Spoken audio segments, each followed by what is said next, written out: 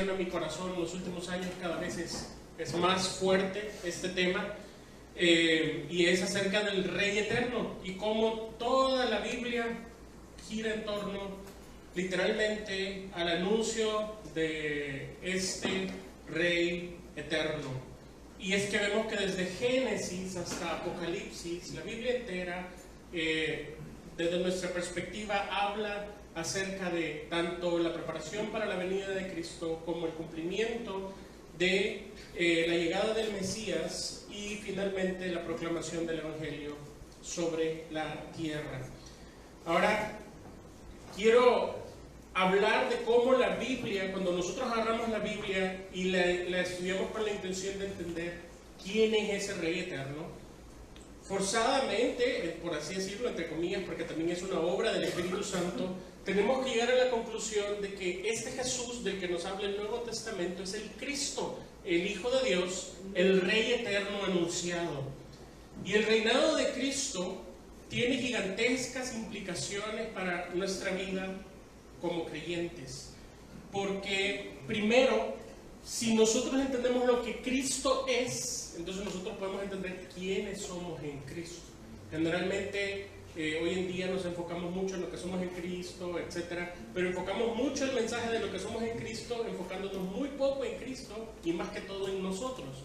Cuando la importancia del tema es quién es Él.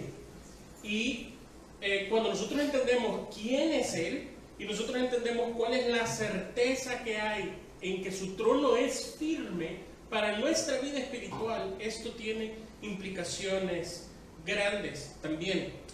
Jesús es el Cristo, Él es el Rey del reino de los cielos y lo será eternamente. Cuando nosotros vemos el Nuevo Testamento, vemos que el Nuevo Testamento inicia en un ambiente, digamos, de proclamación. En esa época estaba Juan, el que bautizaba, con un mensaje específico y decía que el reino de los cielos, anunciado durante todo el tiempo anterior en el Antiguo Testamento, finalmente había llegado. Miren lo que dice Mateo capítulo 3, versículo 1 y 2, referente a esto. En aquellos días, Juan el Bautista predicaba en el desierto de Judea y diciendo: arrepentíos, porque el reino de los cielos se ha acercado. De manera que cuando el tiempo de la vida de Jesús está ocurriendo, Juan está realizando este ministerio, y en el ministerio, la proclamación del ministerio es una buena noticia. ¿Cuál es la buena noticia? Es que finalmente el reino de los cielos se ha acercado. Entonces, Juan es arrestado y muerto, e inmediatamente Jesús comienza a predicar las buenas nuevas. ¿Y qué es lo que Jesús predica? Mateo 4:17. Jesús predicando dice: desde entonces comenzó Jesús a predicar y a decir: arrepentíos, porque el reino de los cielos se ha acercado. Toda la expectativa bíblica de los siglos anteriores, estamos hablando de 4000 años de historia bíblica, llega a este punto en donde el reino anunciado finalmente ha llegado. Pero ¿qué había sido de diferente de esa época a este momento? La venida del reino. El reino vino con el rey. No se puede entender el reino de los cielos separado del rey, separado de la venida de Jesucristo. Y entonces, veamos así por encimita, no vamos a ver los versículos, pero así por encima, por ejemplo, algunas citas. ¿Cuándo se comienza a generar esta expectativa? Por ejemplo, Génesis 3:15. En Génesis 3:15, ya anteriormente lo hemos visto, que se anuncia que Cristo nacería de la mujer, que vencería el pecado, aunque moriría también. En el mismo versículo se profetizan las tres cosas desde una perspectiva histórica, 4000 años antes de que ocurra. Y luego, en Génesis 12, aproximadamente 2000 años después del Edén, Dios escoge a un hombre para levantar una nación de la cual traería al Cristo. En Génesis 12, del 1 al 3, Dios le dice a Abraham que a través de su descendencia iba a ser la bendición para la tierra. Esta bendición también la recibe Isaac en Génesis 26:3 y Jacob en Génesis 28, del 13 al 15. Ahora, para nosotros puede que no resulte muy claro cuando leemos estos pasajes y decimos como, bueno, ¿cómo sabemos que está hablando de que el Cristo va a nacer a través de ellos? Lo sabemos, primero, ya vamos a ver un versículo en Génesis, pero primero vamos a ver lo que Jesús dice referente de esto. Jesús está en una discusión con los fariseos y Jesús en Juan 8:56 les dice: Abraham, vuestro padre, se gozó de que había de ver mi día y lo vio y se gozó. Es decir, que cuando Dios hace estas promesas a Abraham en Génesis 12 y Génesis 15 y Génesis 17 y Génesis 22, lo que está haciendo es repitiéndole una y otra vez que de su descendencia nacería este hombre que sería el Rey eterno. Es una expectativa clara que Dios está presentándole a Abraham. Jesús nos deja saber que Abraham entendió esto. Miren lo que dice Génesis 22:18 para que no nos quedemos como muy dispersos en este tema. Dios le acaba de pedir a Abraham que le dé a su hijo en sacrificio. Abraham no se lo niega. Dios le dice: tú vas a ser el padre de muchas gentes. Pero después de haberle dicho eso, en el versículo 18 dice: en tu simiente serán benditas todas las naciones de la tierra, por cuanto obedeciste mi voz. Y hablando de esta forma singular, quiere decir que de todas las multitudes de naciones que nacerían de Abraham, solo uno de todos esos miles iba a ser la bendición para todas las naciones de la tierra. Ese uno es de quien hemos estado hablando, del Rey eterno, y esta expectativa está tan clara en la mente de cada uno de los patriarcas, es decir, Abraham, Isaac y Jacob, que cuando Jacob está en su lecho de muerte y comienza a bendecir a sus hijos en Génesis 49:10, Jacob le dice: a Judá de ti va a nacer Sion, que significa el Rey eterno. Un descendiente de Judá llamado David recibe nuevamente una bendición de parte de Dios, y esta bendición Dios le dice a David: de ti vendrá el Rey eterno. Hablando sobre esta profecía, el profeta sobre el Rey eterno en Isaías 9 dice lo siguiente.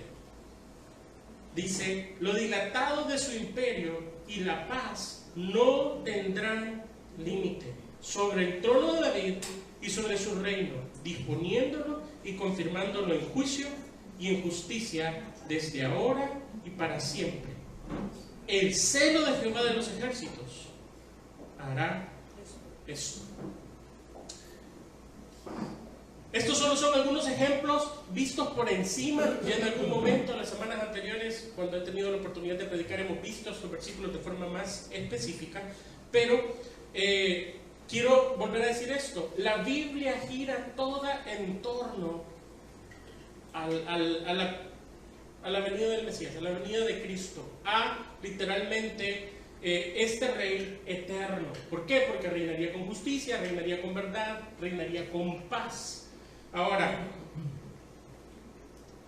desde el punto de vista jurídico, en el Antiguo Testamento,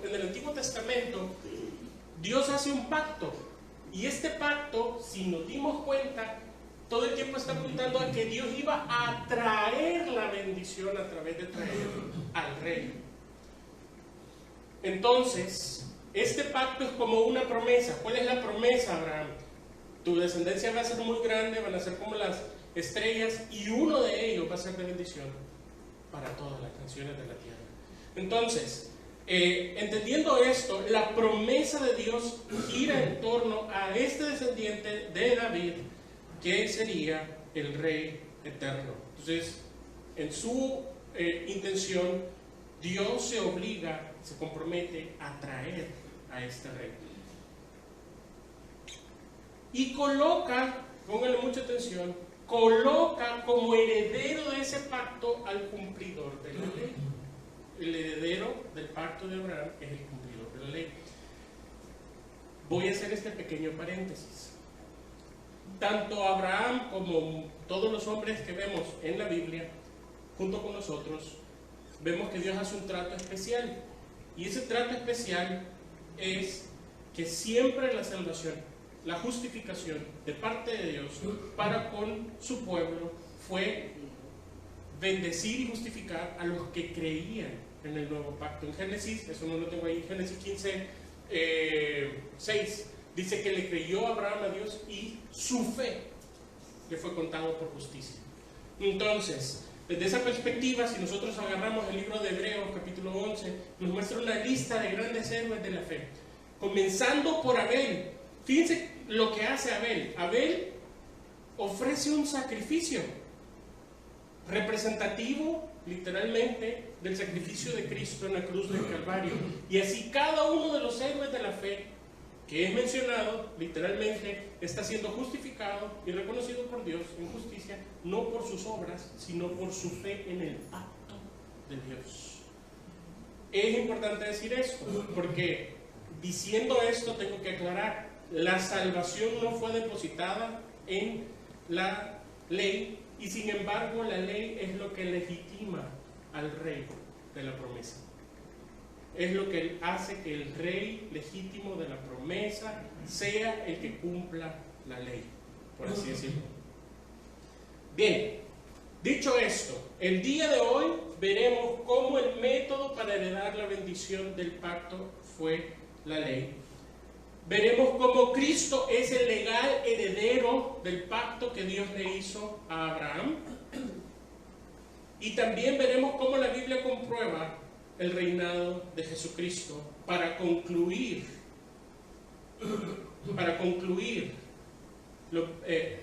así de forma muy superficial el beneficio que nosotros tenemos de que Cristo sea el heredero de la promesa y nosotros estemos en Cristo.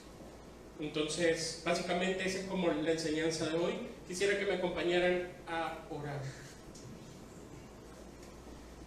Y Señor, yo confieso que ningún ser humano tiene la inteligencia para poder haber ideado este plan tan perfecto, Señor.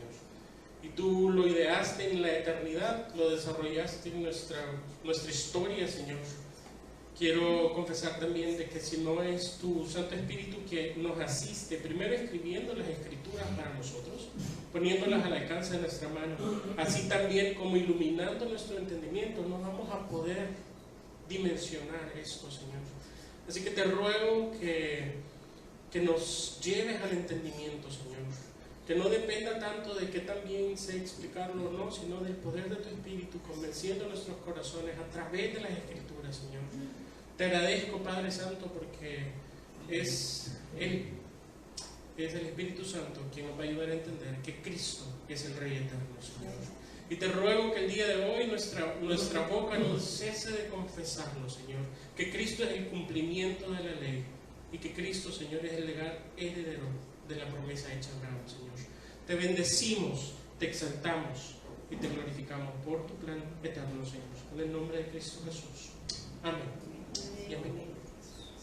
Bien, hablando un poco sobre el punto número 1, vamos a hablar sobre la ley. Y yo quiero decir que cuando Dios le da la ley a Moisés, le provee de dos cosas muy importantes. La ley provee de dos cosas. Uno, una vía legal para la bendición. Si ustedes han leído el Antiguo Testamento, se dan cuenta que todas las bendiciones están supeditadas a la obediencia. Entonces, quien obedezca completamente la ley va a ser completamente bendecido. Y en segundo lugar, la ley ofrece una vía legal para el perdón. Entonces, hay una gran bendición en la entrega de Dios de la ley a su pueblo Israel en el monte Sinaí. Por ejemplo, hablando sobre la vía legal de bendición, un ejemplo sencillo está en Levítico 8:5. Dice: por tanto guardaréis mis estatutos y mis ordenanzas, las cuales, haciendo el hombre, vivirá en ellas, yo Jehová. Ahora, muchos de ustedes deben estar, como mínimo, tener en mente el capítulo 28 de Deuteronomio, que habla de las bendiciones del que cumple la ley. esta situación es un mandato que Dios le ha dicho a Moisés, que cuando conquisten la tierra, una parte de las tribus van a estar parados en el monte Ebal, si no mal recuerdo ese es el nombre del monte. En un lado se van a decir maldiciones, en el otro lado se van a decir las bendiciones. Y el punto específico aquí es que todas las bendiciones del capítulo 28 literalmente hablan de un reino de justicia y de paz. ¿Me estoy dando a entender? Revise la historia de Israel en todo el Antiguo Testamento y muy probablemente no va a encontrar estas bendiciones cumpliéndose, porque no hubo un cumplimiento total. De hecho, la siguiente generación de la que entró en la tierra prometida ya se había alejado del Señor, y lo vemos en el libro de los Jueces. Ahora, este es el punto específico. Legalmente hay una forma de obtener la bendición, y es cumpliendo la ley. Todas las bendiciones de la ley son para el cumplidor de la ley. Cristo, bíblicamente hablando, Cristo fue el único que cumplió la ley de forma perfecta. Y esto lo hace el único heredero legal de las bendiciones patriarcales. Hebreos 4:15 dice lo siguiente: porque no tenemos un sumo sacerdote que no pueda compadecerse de nuestras debilidades, sino uno que fue tentado en todo según nuestra semejanza, pero sin pecado. Un versículo más, 1 de Pedro 2, 21 y 23 al 23, dice lo siguiente: pues para esto fuisteis llamados, porque también Cristo padeció por nosotros, dejándonos ejemplo para que sigáis sus pisadas. Mire cómo fue Cristo, el cual no hizo pecado, ni se halló engaño en su boca, y quien cuando le maldecían no respondía con maldición, cuando padecía no amenazaba, sino encomendaba la causa al que juzga justamente. Entonces, los dos versículos anteriores, las dos citas que acabamos de ver, nos comprueban algo que las Escrituras ya profetizaban, que el Cristo iba a cumplir perfectamente la ley. De forma que Cristo, al no haber fallado a la ley y al no haber pecado, se convierte en el único legítimo heredero de la bendición de la ley. Y digo esto porque, mis queridos hermanos, no hay quien no peque. No hay quien haga el bien y no peque. Todo el tiempo habemos gente que tratamos de portarnos bien, habemos gente que tratamos de cumplir algunos mandamientos, tratamos de ir con la ley, pero fallamos. Y Cristo no falló. Cristo no falló. Y eso lo hace el heredero legítimo de la bendición de la ley. Esto es importante. Ahora, como lo mencionamos, solo lo voy a tocar por encima porque no va tanto en el tema, tomémoslo como un pequeño paréntesis. Voy a hablar un poco de la vía legal del perdón. La vía legal del perdón que nos presentan las Escrituras son los sacrificios de diversos animales, de diversas formas. Hablamos de sacrificios diarios, hablamos de sacrificios de nueva luna, hablamos de sacrificios en los días de reposo, hablamos de también los sacrificios por causa de los pecados, muchos sacrificios de muchas formas, sacrificios de dedicación, etcétera, etcétera, etcétera, holocaustos, expiatorios, todos estos sacrificios con un propósito diferente. Ahora, la Biblia nos presenta estos sacrificios, pero todos ellos son representativos de Cristo. Todos ellos son representativos de Cristo. Los profetas hacen la interpretación por nosotros y nos explican, por ejemplo, Zacarías 12. Zacarías 12, Dios dice que lo van a ver a él a quien la nación traspasó y van a llorar. Los salmos, si usted agarra los salmos son una suma de alguien que está sufriendo, y ese sufriente iba a ser el Cristo, alguien que iba a ser traicionado, ese traicionado iba a ser el Cristo. También en Daniel 9:26 dice literalmente que el Mesías, y con esas palabras, iba a morir pero no por sus propias manos, lo dice de forma literal. Isaías capítulo 53 trata al Mesías como un cordero que iba a ser llevado al sacrificio. Y para verlo más claramente, La intención del sacrificio en la ley era que el culpable del pecado fuese restituido en su relación con Dios. La intención del sacrificio en la ley, sea como sea, era que el ser humano estuviese en paz y bien con Dios. Entonces vienen los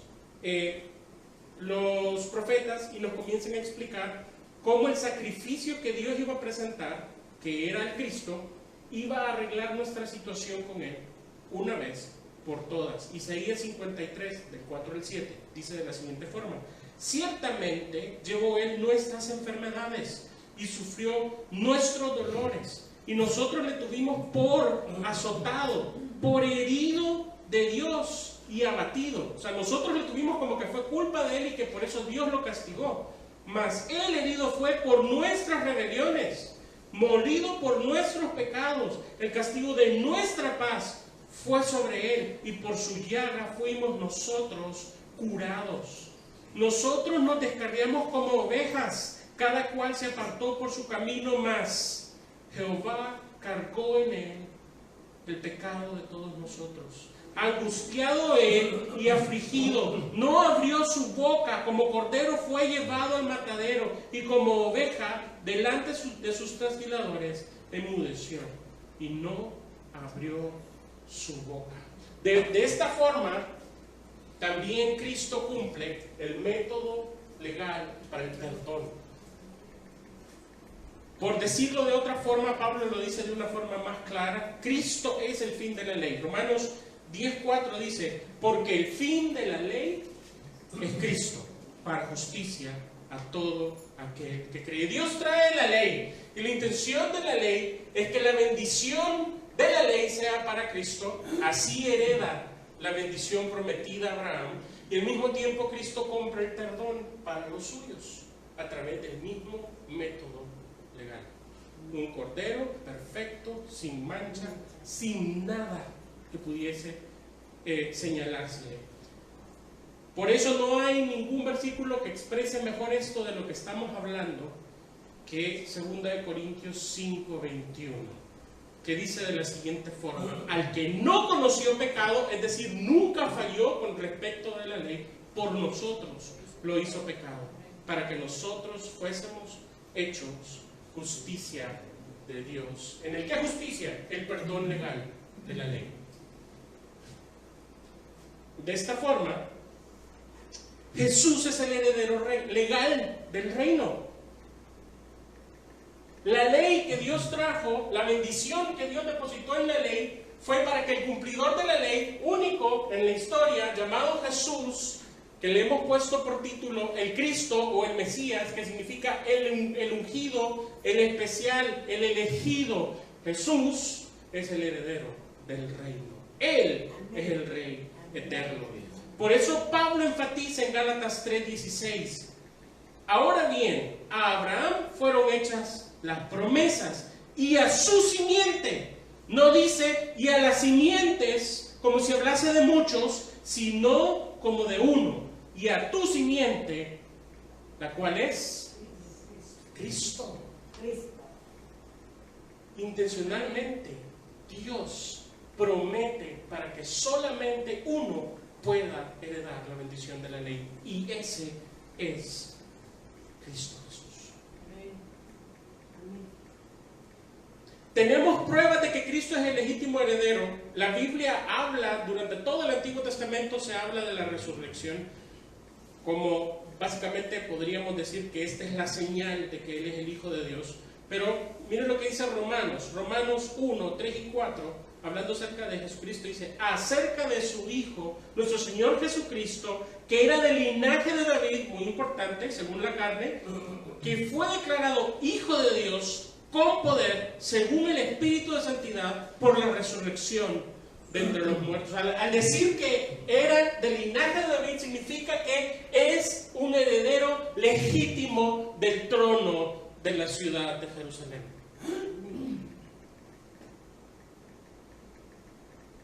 Y Dios lo declaró con poder, Hijo de Dios, por el poder que operó en él para resucitarlo de entre los muertos.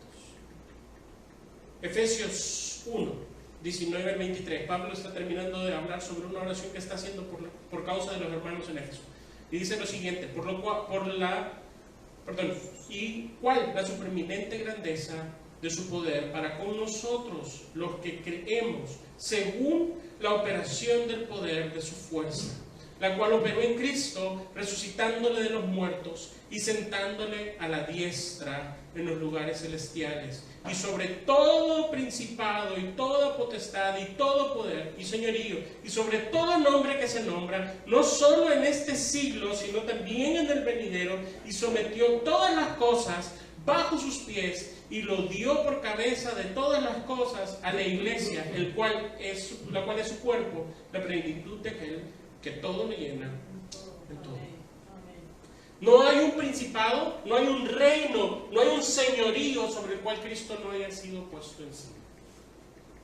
Dios le entregó la autoridad máxima porque lo declaró el Rey eterno.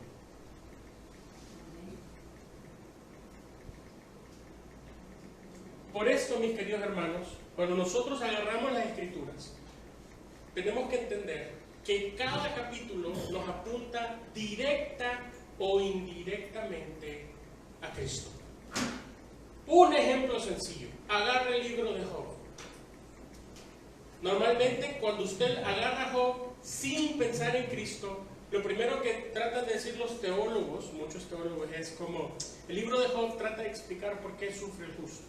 La verdad es que no hay una respuesta a esa pregunta en ese libro. Agarre el libro de Job y entiéndalo a través de Cristo, y el libro de Job está profetizando que un hombre inocente va a sufrir, y que al final de sus sufrimientos hay una victoria. Job no era Cristo, murió. Cristo murió y resucitó y hoy vive para siempre. Veamos dos formas de interpretarlo con los salmos. El Salmo 18, miren lo que dice el Salmo 18, del 20 al 24. Jehová me ha premiado conforme a mi justicia, conforme a la limpieza de mis manos me ha recompensado, porque he guardado los caminos de Jehová y no me aparté impíamente de mi Dios, pues todos sus juicios estuvieron delante de mí y no me he apartado de sus estatutos. Fui recto para con él y me he guardado de mi maldad, por lo cual me ha recompensado Jehová conforme a mi justicia, conforme a la limpieza de mis manos delante de su vista. ¿Qué ser humano puede pararse con esa confianza delante de Dios? Solo Cristo. Solo Cristo. Pídele a Dios que le pague conforme a su justicia con Él. ¿Con qué confianza se para usted cuando ora delante de Dios? No merecemos ser escuchados. Ese es uno de los grandes beneficios que tenemos de estar en Cristo, que Dios nos oye porque estamos en Cristo, y cuando estamos pidiendo, pedimos en el nombre de Jesús, Dios está viendo a su Hijo Jesucristo y responde a su Hijo Jesucristo. Pero si nosotros nos paramos en base a nuestra propia justicia delante de Dios, no tenemos esperanza, no somos tan buenos. Y es más, muchos de los que no quieren pararse delante de Dios por su propia justicia no quieren cumplir la ley de Moisés. No tienen ninguna esperanza de ser escuchados. Si quisiéramos pararnos por nuestra propia justicia delante de Dios y exigirle que nos conteste como nosotros queremos, porque Dios se lo estoy pidiendo, tendríamos que haber cumplido sin fallar un solo de los mandamientos de la ley. Solo Cristo puede decir esto. ¿Están de acuerdo conmigo, sí o no? Así es. Mire que otro salmo precioso que habla acerca de Jesucristo y no de nosotros. Salmo 1, del versículo 1 al 3. Bienaventurado el varón que no anduvo en consejo de malos, ni estuvo en camino de pecadores, ni en silla de escarnecedores se ha sentado, sino que en la ley de Jehová está su delicia, y en su ley medita de día y de noche. Será como árbol plantado junto a corrientes de agua que da su fruto en su tiempo, y su hoja no cae, y todo lo que hace prosperará. Amén.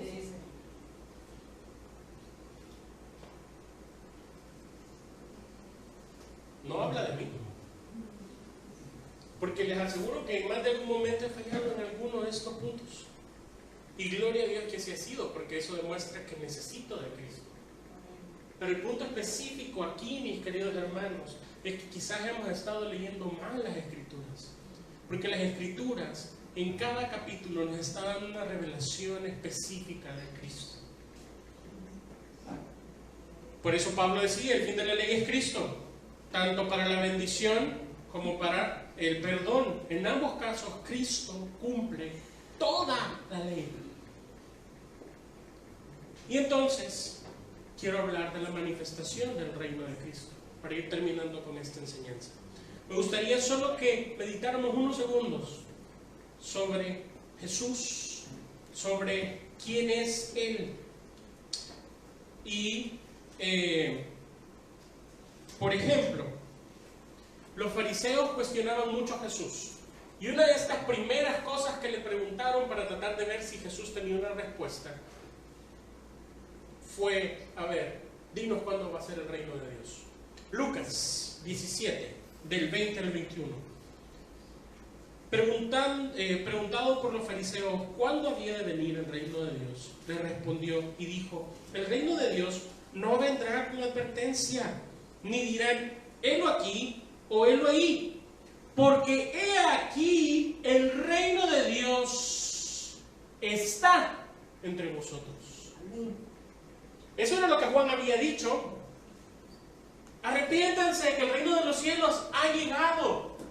Muchas veces los cristianos pensamos, porque la palabra del mensaje del Evangelio incluye el arrepentimiento, porque es un llamado al arrepentimiento. Sí, el Evangelio es un llamado al arrepentimiento, pero muchos pensamos que es un llamado negativo y que no es una buena noticia. Es al revés. Por causa de que hoy sí está el reino de los cielos, podemos arrepentirnos de todo lo que no es eso y vivir para el reino de los cielos, vivir en el reino de los cielos. ¿Qué se necesita para eso?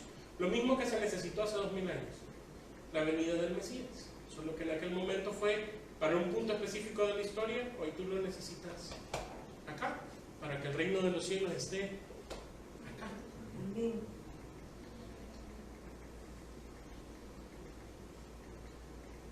Otro cuadro. Jesús, me costó mucho seleccionar los versículos, pero Jesús estaba cerca de ser apresado, había llegado ya en ese momento un grupo de personas de parte de los líderes religiosos, junto con Judas, a recoger a Jesús. Y entonces en ese momento, dice el libro de Mateo que uno de los discípulos cortó la oreja del siervo de el sumo sacerdote. Y Jesús le contesta algo bien interesante. Mateo 26, 53, 54. ¿Acaso piensas que no puedo ahora orar a mi Padre y que Él no me daría más de 12 legiones de ángeles? Pero ¿cómo entonces se cumplirían las Escrituras de que es necesario que así se haga? Jesús le pregunta a su discípulo, después de que lo ve cortar la oreja, y le dice, ¿no te has dado cuenta que si yo le oro a mi Padre, Él me va a mandar más de 12 legiones? La palabra, la legión, estaba compuesta por 2000 soldados. O sea, Jesús dice, ¿no te has dado cuenta que si yo orara, mi Padre me concedería en este momento un ejército de 24,000 soldados, ángeles, soldados? Que les aseguro que no sería nada en contra de ese grupito que estaba ahí arrestando a Jesús. Pero la pregunta de Jesús es, ¿pero cómo se cumpliría entonces?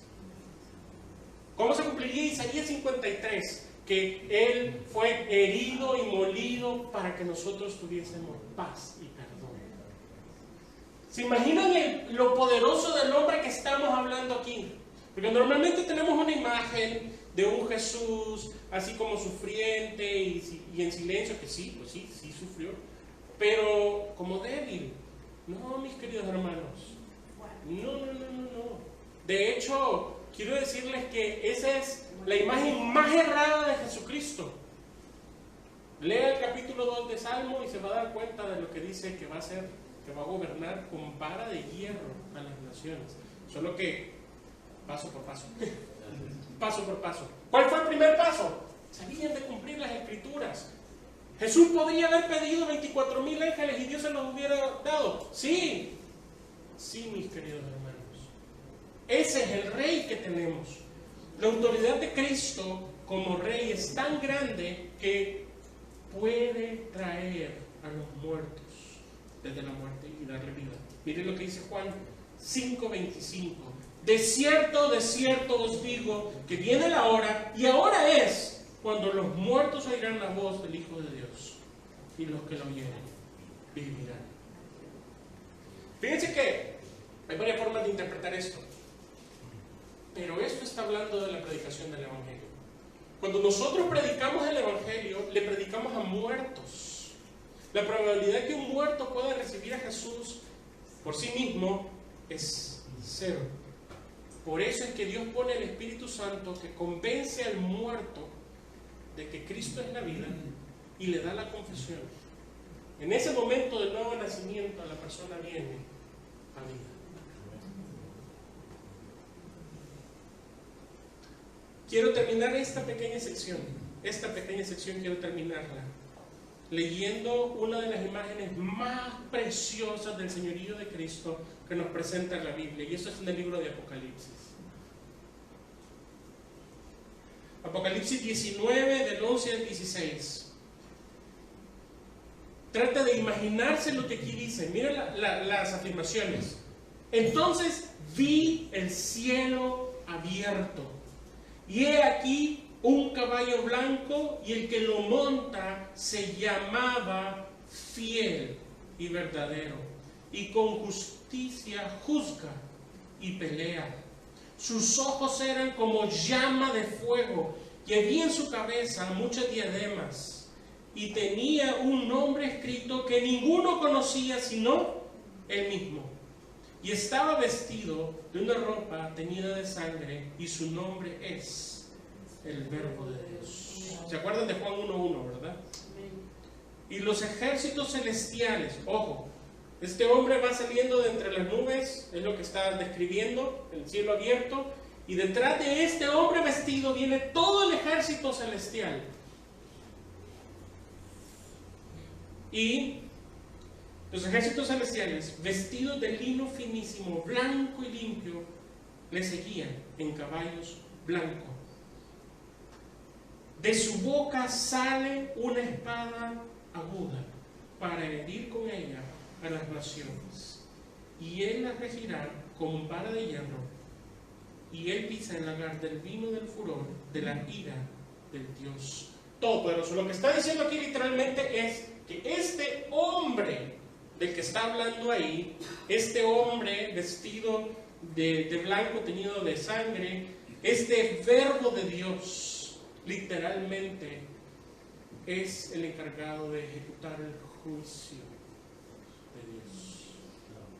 Normalmente decimos, bueno, Cristo murió por los pecadores, y Cristo murió por los pecadores, derramó una gran gracia y Cristo nos dio su gracia, pero el nivel del juicio que va a tener que enfrentar la humanidad al final solo es igual de grande a la gracia que Dios le ha dado a la humanidad.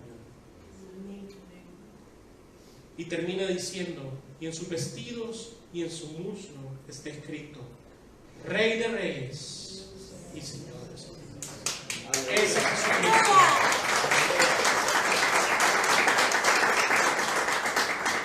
Quiero ir concluyendo con lo siguiente.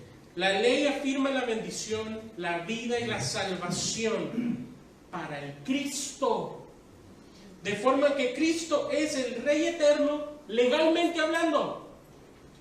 Todo lo alcanzado por Cristo al cumplir con todo lo profetizado ahora queda firme y ya no se mueve. Cristo no necesita alcanzar nada más. De hecho, ahora Cristo está sentado a la diestra del Padre, esperando a que sus enemigos sean puestos por estrado de sus pies. No hay forma que Jesús pierda, es decir, no hay forma de que Jesús pierda la bendición, que Jesús pierda la vida, que Jesús pierda la salvación que ha alcanzado por causa de la ley, porque legalmente son suyas y están garantizadas para Él para siempre. Y en este punto específico, mis queridos hermanos, voy a mencionar una doctrina final que sería para otro tema más adelante, solo va a ser mencionadita ahora, y es el tema que nos trae constantemente las Escrituras, que nosotros estamos en Cristo. La bendición para la iglesia nunca será apartada de Cristo. Es probable que nuestro corazón quiera que Dios nos vea bien, quiera que Dios nos trate bien, que Dios nos bendiga sin Cristo, pero esta es la verdad. Dios depositó y aseguró eternamente toda la bendición en Jesucristo. Y esa es una bendición, porque eso significa que jamás te la vas a perder tampoco. Porque está asegurado en Cristo. Por ello la Biblia señala, en ese sentido, que nosotros somos coherederos con Cristo. Romanos 8, 17 dice, y si hijos, también herederos. Herederos de Dios y coherederos con Cristo. Si padecemos juntamente con Él, para que juntamente con Él seamos glorificados. David, ¿por qué? ¿Por qué todo eso? Porque Dios plantea toda la proposición bíblica y todo apunta a Cristo. ¿Por qué todo se trata de Cristo? Primero, porque así de inútiles somos. Una persona sin Cristo y sin el Espíritu Santo no tiene esperanza. Cristo hace la obra y el Espíritu Santo nos lleva a Cristo. Nosotros, como seres humanos, no somos nada. Pero allá en la eternidad, Dios nos depositó en Cristo porque nos amó así de grande. Entonces, cuando ustedes me preguntaran toda esta enseñanza, todo lo que significa, ¿qué quiere decir David? ¿Para qué lo hace Dios? Quiero concluir con esta palabra y vamos a orar después de esto. Romanos 11:36. Porque de Él y por Él y para Él son todas las cosas. A Él sea la gloria por los siglos de los siglos. Señor, te agradecemos infinitamente por tu precioso plan, Señor, y por tu obra en la cruz del Calvario, tu vida perfecta llevada a favor de nosotros, mi Señor. Nunca hubiéramos merecido el ser escogidos o el ser salvados. Y ahora por causa de tu vida perfecta yo tengo bendición. Y mis hermanos aquí tienen bendición. Por causa de tu vida perfecta, Señor Jesucristo, nosotros somos escuchados por el Padre y tenemos esperanza.